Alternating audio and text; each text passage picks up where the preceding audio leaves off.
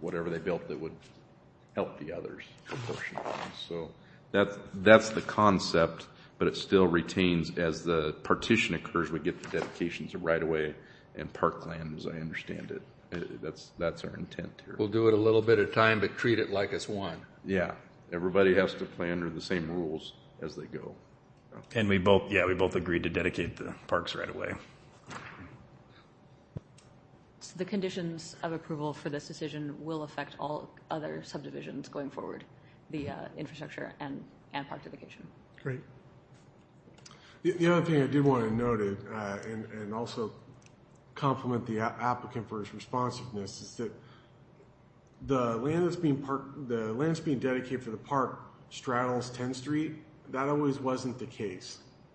And so you have, in effect, two 40-acre sections that need park land on them, because every 40 acres is a quarter mile. If you had a family and you lived within a quarter mile of park, you have reasonable access to that park. So the homes that are going to be in each of these 40-acre sections are going to have reasonable access to the park. I think that's really important for the Planning Commission now. Mr. Hoffman responded to that. I appreciate that very much. So the vision here is you have a park that's connected to our trail system that residents, their families, can go to the park and also get on our trail system and go almost anywhere else in the community. So you have good access and it'll be well amenitized. So I appreciate Mr. Hoffman's responsiveness to that. I don't have any other questions or need for any clarifications. Yeah, thank you so much for your testimony. Since there's no one here, do I have to say we're proponent? There's nobody? Just acknowledge that there's no proponents. There's no proponents, no neutral, and no opponent. No rebuttal because of that. So we're going to close. Whoops, speaker's been off. Hopefully it took on yours. Are you kidding? Hopefully. Do I need to repeat all that? Please. Okay. Thank you. We thank you for your testimony, and there is no proponent testimony, no neutral testimony, no opponent, no rebuttal at this time because no one is here other than the applicant. And then we are going to close the public hearing. All right. You guys did a great job. I don't have any questions.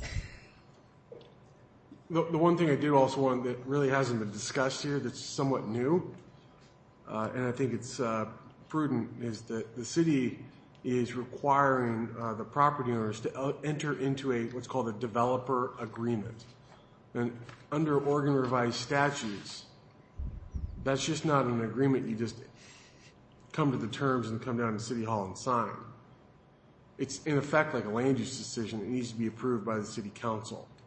So some of the requirements in here, the dedications of land for either streets or parks and things like that, will be included in the developer agreement. That's new. It's also prudent in the city. It also gives certainty for Mr. Hoffman and Mr. Harris and the city moving forward by which the terms that we're going to develop this land in the future. So that's also, I think, a significant improvement to the effectiveness of your land use decision and also making sure that these properties develop in an effective manner. Per Director Sneed's comments, staff recommends that the Commission amend condition of approval number 7 to reflect that the applicant shall enter into a development agreement in accordance with section 4.2A of City of Madras Ordinance number 713. Do that again. What we need to amend condition of approval number 7. It's not specific right now.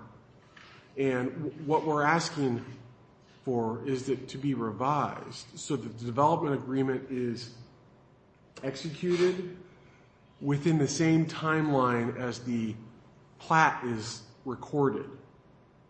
In other words, you run the risk, if you don't clarify it, of them recording the plat literally, you could do it in a month if you really wanted to, and then we still wouldn't have the needed development agreement in place that would be supporting that plat. So what we're saying is before you can plat the subdivision, you need to enter in the development agreement. Under your subdivision ordinances, section 4.2A, if I'm reading Morgan's handwriting correctly, from a distance, that requires that the subdivision to be platted within 3 years. So he has 3 years to plat this and create the separate lots. We also have 3 years to record or execute the development agreement. And so we want those to occur in the same timeline and not get out of sync with each other. So that's the revision there. And so I'd recommend that staff approve the subdivision with the proposed conditions of approval and the revision as discussed by staff. Would you verbalize the recommendation of this planning commission for us to approve?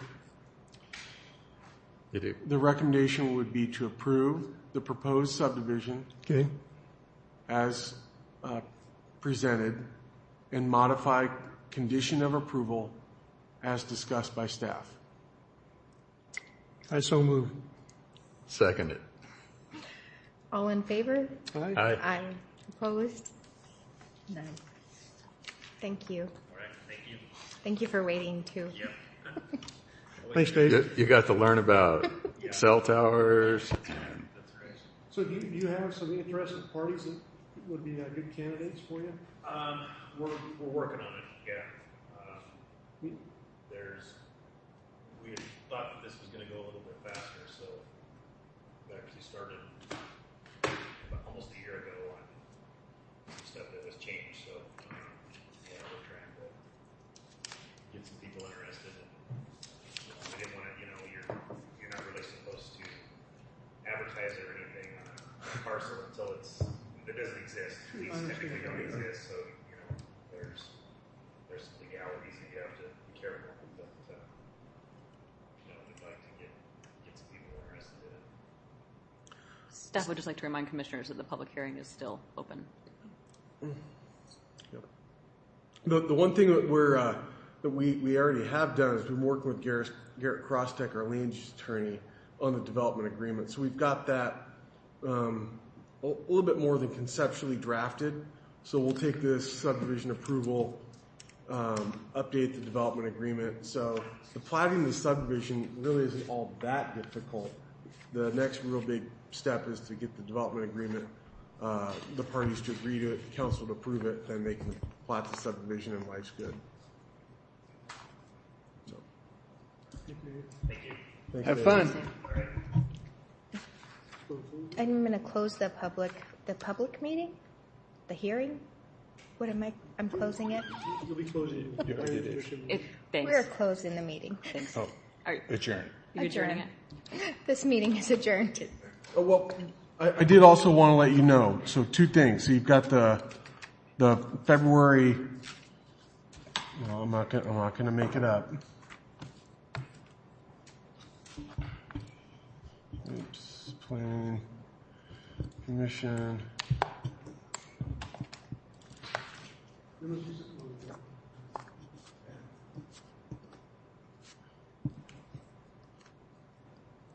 So February 21st is your master plan meeting. I'm going to apologize in advance. I'm sorry, but we will get out to you a link in those documents, broken up into reasonable sections, so you can start going through them to help you with that. So that'll be our main task next week, to get that out to you, put it on your iPad so you can start reviewing those documents. It is. Yep. And of course, so with the advanced dispersal of the documents, if you guys have plans or questions, feel free to contact staff. So we want you to feel prepared for that meeting. So I'd like to give you a recommendation to the city commission. We struggle with verbiage or recommendations. Like tonight, there's adjustments, amendments, changes, or whatever we're watching. What are you guys' thoughts? Mm-hmm.